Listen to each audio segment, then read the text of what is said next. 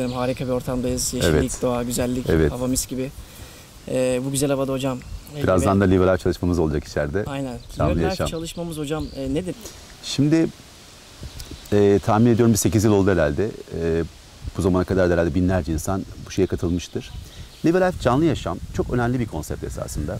Bütün öğretiler, eğitimler esasında hep bir acıyla, problemle, sıkıntıyla, dertle, stresle karşılaştıktan sonra ne yapacağımızı bulmaya çalışıyoruz. Ama o zamana kadar birçok şey hafızamıza girmiş oluyor, yaşamış oluyoruz, o dertleri çekmiş oluyoruz. Ben diyorum ki acaba insan acı çekmeden, dert tasa yaşamadan yaşayabilir mi? Ben bunun mümkün olduğunu söylüyorum.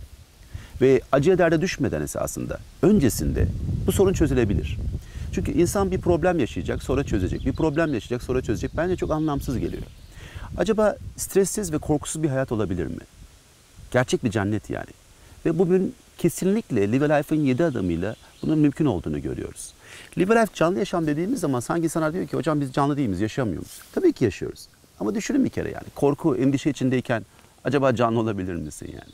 Gece uyuyamıyorsun, tasa içerisindesin. Acaba canlı olabilir misin? Stres problem içindeyken acaba canlı olabilir misin? Bunun da en büyük sıkıntısı nereden başlıyor? İlk noktaya gitmek lazım. Dış dünya ve düşünceler bizde bir etki yaratıyor. Yani ister dışarıdan etkilenin, ister hafızanızdan, eski bilgilerinizden ve bundan etkilenmeye başlıyoruz. Sonra yavaş yavaş onu düşüncemizi arttırmaya başlıyoruz. Sonra beyin o düşünceyi gerçek olarak algılıyor ve bir kimyasal salgı yayıyor. İşte korktuğunuz zaman mesela adrenalin yayıyorsunuz mesela. Peki acaba insan farkındalığını ve bilinçli yapısını arttırsa ve kimyasal salgı yayılmadan acaba orada olsa ne olur? O zaman sadece bir olay olur. Sadece bir fikir olur. Ve siz herhangi bir şekilde bir kimyasal salgı yaymazsınız. Çünkü iki tane önemli hafıza var esasında. Bir tanesi hayatımızın içindeki hafıza. Yaşıyoruz yani bunu şu anda. Çok da faydalı. Türkçe konuşuyorsunuz, İngilizce konuşuyorsunuz, araba kullanıyorsunuz. Ama bir hafıza daha var. Sadece beyinsel değil. Bütün hücrelerinizle yaşıyorsunuz. Emotional, duygusal hafıza esasında. Duygusal hafıza da vücudun beynimizin yaymış olduğu kimyasal salgıyla beraber yaşadığınız, hissettiğiniz olaylarla ilgili. Aynı zamanda duygusal durum ve duygusal yaşadıklarınız o kadar enteresan ki bütün sağlık problemlerinizin ana kaynağı esasında. Yani eğer stresliyseniz mideniz kesin ağrıyordur, omuzlarınız kesin ağrıyordur yani. Yani çok da normal bir şey yani. Eğer devamlı bir korku yaşıyorsanız yani kansere kadar giden birçok problem yaşarsınız. Demek ki bir şey fark ediyorum ki acaba ben duygusal hafızayı durdurabilir miyim? Bir nevi duygularımı kendim yönetebilir miyim? Yani duyguların beni yönetmesi değil, benim duygularımı yönetmem esasında. İnsan der ki mesela öfkeliydim, bir anda kızdım, vurdum kapıya çıktım, adama vurdum bir şey yaptım. Ya keşke öfkelenmesem. Acaba öfkemi nasıl kontrol edebilirim? Öfke başladığında kontrol edemezsin artık. Çünkü kimyasal salgı başlamış vaziyette. O zaman ne yapmam lazım? Demek ki bunun önünde olmam lazım. Bilinçli bir varlık olmam lazım.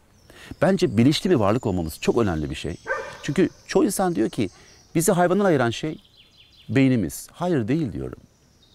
Yani bilgi diyor mesela. Hayır bilgi de değil diyorum.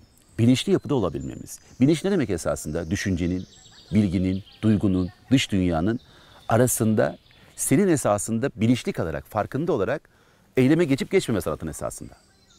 Eğer dış dünya beni etkiliyorsa ve yönetiyorsa o zaman ben bir birey değilim, özgür değilim. Düşüncelerim beni yönetiyorsa o zaman ben bir birey değilim, özgür değilim. O zaman diyorum ki demek ki benim en önemli konum esasında birey olabilmem için, özgür olabilmem için demek ki bilinçli bir yapıya geçebilmem lazım. Bilincin başladığı yer neresi esasında? Farkındalık. Farkında olmam lazım yani. Düşüncemin, duygularımın, dış dünyamın. Eğer farkında olabilirsem hepsinin o zaman enteresan bir şey olmaya başlayabilir. Peki ben acaba bunu nasıl yaparım? Liverlife'ın 7 adımlık bir sistemi var. Fakat bunu bir ritüel proses gibi görmek lazım. Çünkü ben ritüellere, proseslere, kurallara çok kabul etmiyorum. Ancak enteresan bir şey var. Beyin, yani siz şöyle bir şey yapamazsınız. Acaba şu an farkında mıyım? Acaba bilinçli miyim? Yani 1, 2, 3, 5, 10 diyebilirsiniz. Ama sonrasında gene kendinizi kaybedebilirsiniz. Ancak beyin alışkanlık üzerine çalışıyor. Acaba ben beynimi farkında olarak bilinçli bir seviyedeki bir alışkanlığa döndürebilir miyim? Şu anki alışkanlığı refleks hareketi, bilinçaltı ya da bilinç üstünden gelen bir şeyler. Hiçbir şekilde şey değil ama o da bir alışkanlık. Yani sigara içmeniz de bir alışkanlık ama içmemeniz de bir alışkanlık. Çünkü beyin alışkanlığı 20 günde, 30 günde sağlayabiliyor. Ve sağlıktan sonra kendini güvenli hissediyor. O zaman ben de diyorum ki acaba bu 7 adım metodu, şu ana kadar binlerce insan uygulamış olduğum metot, eğer beyinde bir alışkanlığa dönerse, o zaman dış dünyayla, düşüncelerinizle aranızda bir boşluk oluşur. O boşluğun oluşması farkındalığınızı arttırır. Aynı zamanda o boşluk yüksek de bir enerji sağlar.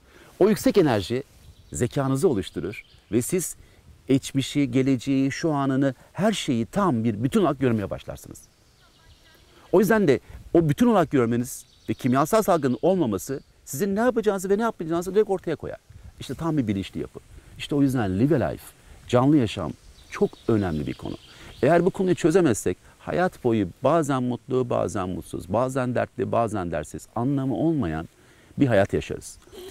Bir diğer noktada live a life'de ve canlı yaşamda çok önemli bir konu olan bir tanesi özdeşleşme problemi. İnsan devamlı bir şeylerle özdeşleşiyor. Hayatıyla, futbol takımlarıyla, işiyle, gücüyle, şirketiyle.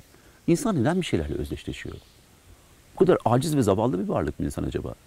Yani illa bir şeyle özdeşleşince mi değerli oluyorsunuz? Yani bankadaki paranızla, Mercedes'inizle, yaşantılarınızla, title'larınızla ve bu yoksa eğer bunun peşinden koşmakla ilgili başka bir şey başlıyor. İnsan çok değerli bir varlık. Ve insan o değerleri var ediyor. İnsan değerli olduğunu anlarsa, o değerleri var edenin de kendi değeri olduğunu anlarsa o zaman özdeşleşmek durur. Yani siz dış dünyadaki olaylarla, insanlarla, kişilerle ve ortamlarla aranızda özdeşleşme olmaz. Çünkü ne demek özdeşleşme? Yani bir ayna düşünün. Şurada bir ayna var şimdi. Ben böyle bakıyorum, saçımı tarıyorum. Orada okey diyorum. Ama ayna bana yapıştıysa ben göremem ki hiçbir şeyi. İşte özdeşleşmek bu demek. Bağımlı olmak yani. Onsuz yapamamak. Ve hiçbir şeyin farkında olamamak. Ve en büyük özdeşleştiğimiz şey esasında düşüncelerimiz.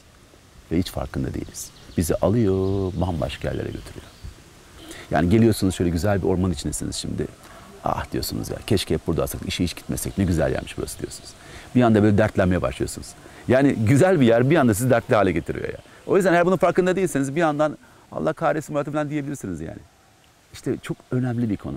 Eğer ben gerçekten canlı yaşamı anlarsam, canlı yaşam endişenin, kaygının, tamamıyla özdeşleşmenin, bir birey olmaya giden en önemli yol. Acının, stresin, korkunun, endişenin olmadığı bir yol. Beyin diyor ki bu mümkün değil. Evet, beyne göre mümkün değil. Ama ya mümkünse? Ya en azından bunu hayatınızdan belki %60, %70 azaltabilirseniz bütün şeyler değişmeye başlayabilir. En azından basit, küçük problemlerinizi yaşamayın. Bence bu mümkün. Çünkü yüzlerce insan bunu yapabildi bu zamana kadar.